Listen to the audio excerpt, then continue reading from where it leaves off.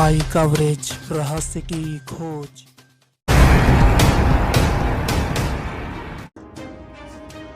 उत्तर प्रदेश के बहराइच जनपद में नानपारा स्थित क्लासिक लॉन में आयोजित श्री शिव महापुराण कथा में व्यासपीठ ने बताया कि 18 पुराणों में से शिव पुराण एक ऐसा पुराण है जिसमें 24,000 श्लोक हैं। गुरु भाई ने कथा करते हुए कहा कि कोई भी व्यक्ति यदि 30 मिनट श्रम कर ले तो उसे पृथ्वी, आकाश, वायु, अग्नि और जल के 5 तत्व प्राप्त हो जाते हैं। धर्मावलंबियों से आह्वान किया गया कि वह अपने घर पर पहली रोटी गौ माता को गोग्रास के लिए अवश्य दें। गोग्रास देने से पूर्वजों की कृपा प्राप्त होती है। अंतिम रोटी श्वान अर्थात कुत्ते को देने से ग्रहजनिक पीड़ा शांत रहती है और काल भैरव प्रसन्न होते हैं। कथा के 7वें और अंतिम दिन में दधीची की महाराज की कथा कहते हुए कथाकार श्री रविशंकर गुरु भाई जी ने कहा कि वक्तानुसार महोदत्य ने घनघोर तपस्या करके साधना प्राप्त कर ली और उसने आतंक से सारे देवताओं को स्वर्ग से भगा दिया। स्वयं इंद्र प्रहार कर रहे थे किंतु उस पर कोई असर नहीं होता था। ऐसे में सारे देवता भगवान विष्णु के पास गए। भगवान विष्णु ने कहा कि इससे बचाव सिर्फ ऐसे संत की हड्डियों के असर से हो सकती है जो शिव नाम लेते हों, इनकी रश्मियाँ शिवमय हों।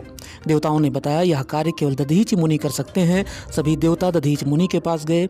मुनि देवताओं की मन की बात समझ गए और उन्होंने कहा ठीक है, लेकिन मैं अपना शरीर ऐसे त्याग नहीं कर सकता हूँ। इसके लिए मुनि ने प्रथम कामधेनु की पुत्री सुरभि गाय को बुलाया और आग्रह किया कि मेरे शरीर को चाट कर इस योग्य बना दीजिए कि मैं शरीर त्याग कर सकूं। इस प्रकार दधीचि मुनि ने प्राण त्याग करके ब्रह्म में विलीन हो गए और उनकी हड्डियों से वज्र बनाया गया। अंतिम दिन की कथा में पूरा पांडाल धर्मपरायण व्यक्तियों एवं श्रोताओं से खचाखच भरा हुआ था। महिलाओं द्वारा इस कथा का श्रवण बहुत ही मन से किया जा रहा है। कथा में कथाकार द्वारा समाजसेवी ओम प्रकाश पोद्दार, उमेश चंद शाह, राधेश्याम मौर्य, डॉक्टर वीरांगना कांत श्रीवास्तव और डॉक्टर आनंद अग्रवाल को अंग वस्त्र देकर आशीर्वाद प्रदान किया गया। कथा के अंतिम दिन कथा का सारांश गुरु भाई द्वारा बताया गया। कथा के आयोजक उन्नति पैथोलॉजी के डॉक्टर SP श्रीवास्तव ने बताया कि 18 दिसंबर को सभी भक्तजन भंडारे का प्रसाद ग्रहण कर सकते हैं। आपका पुत्र हनुमान चालीसा पढ़ता है, बल डांस से बल मिलेगा क्या? बुद्धि वो एक कला हो सकती है। देवताओं में किन्नर होते थे, यक्ष, किन्नर, गंधर्व, ऐसी प्रजातियां थी। हम लोग चाहते हमारे घर में यक्ष किन्नर दोनों हो जाए, यक्ष लड़का किन्नर लड़की। ऐसा नहीं करना। और निवेदन ऐसा नहीं कि आप नृत्य मत सिखाइए, लेकिन अपने कुछ भी सिखाइए, लेकिन अपने पुत्र पौत्र को सबसे पहले श्री हनुमान चालीसा सिखाइए। बल मिल जाएगा, श्री हनुमान जी महाराज कृपा करेंगे, बुद्धि दे देंगे और विद्या दे देंगे। जिस पढ़ाई के लिए हम लोग परेशान हैं, दुखी हैं, ये श्री हनुमान जी महाराज की कृपा हो जाएगी। हनुमान जी महाराज आज मंगलवार है, करने वाली देखने लोग आते, बड़ी भीड़ लगती। साधारण भाषा में वेश्या कहा, शरीर को बेचने वाली। ध्यान दीजिएगा, भगवान की अहेतु कृपा बरसती है तब कथा जीवन में मिलती है। इसी कवि ने कहा है, पूर्ण पाप के कारण ते, पूर्ण पाप के कारण ते, पूर्ण पाप के कारण ते, पूर्ण पाप के कारण ते, भगवंत कथा न रुचे जिनको, भगवंत कथा न रुचे जिनको। सबको अच्छी नहीं लगेगी, कोई को लगेगा फालतू, सब बवाल है, क्या फायदा। पूर्ण जन्म के पाप के कारण भगवान की कथा जिनको अच्छी नहीं लगती, पूर्ण पाप के कारण ते, पूर्ण पाप के कारण ते, भगवंत कथा न रुचे जिनको, भगवंत कथा न रुचे जिनको। उन्होंने क्या किया? नृत्यांगना बुला ली, डांसर। दिन एक ही नारी बुलाए लियो, एक ही नारी बुलाए लियो, जवावत है दिन रतन को, जवावत है दिन रतन को। नृत्य हो रहा है, गायन हो रहा है। जब नृत्य होता है तो क्या होता है? मृदंग बज रहा है, मंजीरा बज रहा है, खूब वाद्य यंत्र लगे हैं। तो मृदंग कहे धिक है, धिक है, मृदंग कहे धिक है, धिक है। मृदंग कह रहा है धिक्कार है, धिक्कार है। मृदंग कह रहा है धिक्कार है, धिक्कार है। तो मजीरा पूछने लगा किसको धिक्कार है? मृदंग कहे धिक है, धिक है। मृदंग कहे धिक है, धिक है। मजीरा कहे किनको, किनको। मजीरा कहे किनको, किनको। किनको, किनको, किनको, किनको, किनको धिक्कार है? मृदंग कहे धिक है, धिक है। मृदंग कहे धिक है, धिक है। मजीरा कहे किनको, किनको। मजीरा कहे किनको, किनको। अब हाथ उठाए कि नारी कहे, अब हाथ उठाए कि नारी कहे। अब हाथ उठाए के नारी कहे, अब हाथ उठाए के नारी कहे। इनको, इनको, इनको, इनको, इनको, इनको, इनको, इनको। जब नृत्य होता है तो नृत्यांगना ऐसे हाथ हिलाती ना, तो इसलिए नहीं लहराती कि तुम बड़े सुंदर लग रहे हो, कह रही धिक्कार है तुमको। तो यहाँ पर गणिका है और गोस्वामी जी ने पहला शब्द कहा गणिका अजामिल व्याध गीत। नृत्य करने वाली हजारों हजार लोग आते नृत्य देखने, प्रसिद्ध गणिका, मणि माणिक्य स्वर्ण सारी व्यवस्था। और जहां पर गणिका की वो हवेली, वो घर वैभव संपन्नता था, बगल के एक गांव में एक संत की कुटिया थी। और ध्यान से सुनिएगा भाई, संत की कुटिया है। और संत की कुटिया कैसी बनी? कुटिया सो कुटिया गाओ, सब तो आनंद ही आनंद है। 12 से 3 प्रौढ़ा, 40 से 60। जब आप प्रौढ़ हो रहे हैं सावधान, तैयारी करिए। क्यों? क्योंकि अंतिम अवस्था बिगड़ जाएगी, वृद्धावस्था आने वाली है। अगर 12 से 3, संत कहते हैं कि उसके बाद ब्रह्म मुहूर्त आने वाला है। आपके जीवन में ब्रह्म आ जाएगा, आपके जीवन में शिवरात्रि आ जाएगी। काल रात्रि, वृद्धा रात्रि कभी नहीं आ सकती महाराज।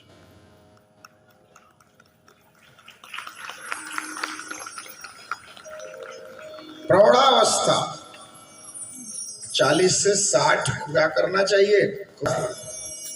तो वृद्ध शिवरात्रि, वो शिवरात्रि हो जाएगी चौथे पहर में, ब्रह्म मुहूर्त आ गया। तो शिवरात्रि का बड़ा महत्व है और ये जागृत रात्रि मानी गई है। प्रकृति और पुरुष का मेल है। और शिवरात्रि को बहुत ध्यान दीजिएगा, सबसे ज्यादा पृथ्वी पे उस समय ऊर्जा होती है। आप शिवरात्रि की रात्रि को अगर बैठते हैं और अगर आप 5 मिनट भी शिव जी के सामने अपना मेरुदंड सीधा करके ओम नमः शिवाय या कोई मंत्र का जप करते हैं, तो वो ऊर्जा पूरे शरीर में व्याप्त हो जाती है। क्योंकि ऊर्जा पृथ्वी से आकाश तक चलती रहती है, ये ऊर्जा का केंद्र है। अब किसी को विश्वास नहीं हो तो यहाँ शिव पुराण हो रहा है, यहाँ अनंत ऊर्जाएं हैं। इस सब पार्थिव पूजन हो रहा है, अनंत ऊर्जा है। उसी ऊर्जा से अभी तो कम से कम जो लोग कथा में आते हैं उनको तो साधन मिल जाता है। और सवेरे 5:30 बजे 6 बजे कौन सा साधन है? वो कौन सी ऊर्जा है जो तुमको घर से दौड़ा करके पार्थिव पूजन में ले आती है? वो शिव ऊर्जा है, शिव तत्व की ऊर्जा है। और उसके आने के बाद भी कोई दुख नहीं है, आनंद है। हर हर महादेव। शिवरात्रि में अनंत ऊर्जा, इसलिए शिवरात्रि का दिव्य पूजन कीजिए। अगर शारीरिक अवस्था के कारण आप 4 पहर का पूजन नहीं कर सकते तो प्रथम पहर और अंतिम पहर का पूजन करता ही करना चाहिए। यानी 6 से 9 और 3 से 6। अंतिम पहर का तो कर ही लीजिए और प्रथम पहर का कर लीजिए। तो संत कहते हैं कि ये दिव्यता जीवन में आ जाती है। यहाँ पर देखिए कथा आ रही है। उपकारे एवं पुण्यम जातो त्वया तत्तु पुण्यम शाश्वते नेमं युते वर्षायुतो। गुरुद्रोह नाम का एक बहेलिया है जिसे हम लोग शिकारी कहते हैं, जिसे हम लोग कहते हैं जो जंगल में वध करते हैं। और उसका कार्य क्या है? जाना, पशु पक्षियों को मारना और लाना, अपनी संतान का पालन पोषण करना, अपने परिवार का भरण पोषण करना, रोज का काम उस गुरुद्रोह का था, रोज चलता, यही करता। एक दिन घटना क्या घटी? एक दिन वो घर से थोड़ा उसको विलंब हो गया, वो जा रहा था और इतना विलंब हो गया कि मध्याह्न हो गई। वन में जाते जाते और देर हो गई। सोचा क्या करूं? एक बेल का पेड़ लगा था, बेलपत्र का पेड़ लगा है नदी के किनारे, और जैसे तुलसी जी का महात्म्य है ऐसे शिव पुराण में बेल का महात्म्य बतलाया गया है। बेलपत्र का स्पर्श भी हो जाए ना, प्रथम दिन आया था, बेलपत्र हम भगवान को चढ़ाते, महाऔषधि है। कभी रोग हो गए ना तो भगवान से प्रार्थना करके, अगर कोई संत महात्मा दे दे तो बड़ा सुंदर है, अगर कोई नहीं है तो भगवान से मांग लेना चाहिए। औषधि के रूप में बेलपत्र को ग्रहण कर ले तो तिब्बता हजारों प्रकार के रोग नष्ट हो जाते। और कोपल की अगर बेलपत्र लेवे तो और सुंदर है। बेलपत्र दर्शन, त्रिदलम त्रिगुणाकारम, 3 दल है, त्रिगुण शक्ति सतरजतम, त्रिनेत्रम चा त्रियायुधम, त्रिजन्म पाप संहारम, 3 जन्मों के पाप। बेलपत्रम शिवार्पणम, बेलपत्र भगवान को सौंप दी जाए, चढ़ा दी जाए, ओम नमः शिवाय कहते हुए। तो वो आज बहेलिया गुरुग्रह अनायास उस बेल के पेड़ में चढ़ गया। नदी के किनारे इसलिए चढ़ा कि यहीं पर पशु पक्षी आएंगे और यहीं पर मार दूंगा। और उस दिन देव योग से, भगवान की कृपा से शिवरात्रि है, और उसको ये सब करने में संध्या होने लगी। सारी तैयारी से है, धनुष है, बाण है, बगल में जल पात्र रखे हैं, कहीं विलंब न हो जाए।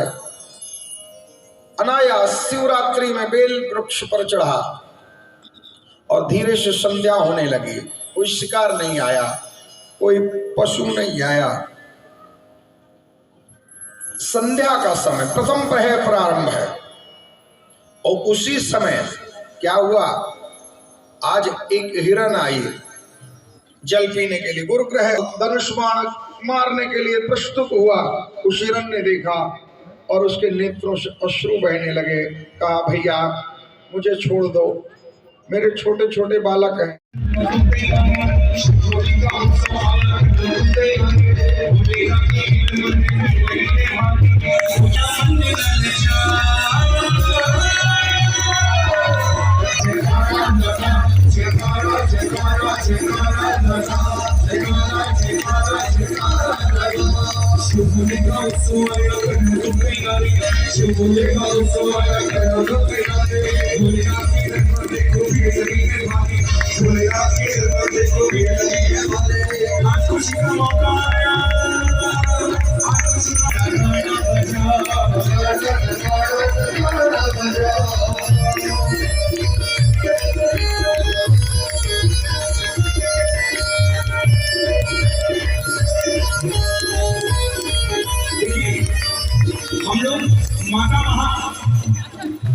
माता महाकाली के बहुत नजदीक है। आइए एक बार दोनों हाथ माता महाकाली के लिए खोलिए, दोनों हाथ बोलिए, माता महाकाली की जय। काली कलकत्ते वाली जय काली, जय काली कलकत्ते वाली जय काली, जय काली कलकत्ते वाली जय काली, जय काली कलकत्ते वाली जय काली। काली काली काली काली जय काली कलकत्ते वाली जय काली, जय काली कलकत्ते वाली जय काली, जय काली कलकत्ते वाली जय काली, जय काली कलकत्ते वाली जय काली। हर हर महादेव।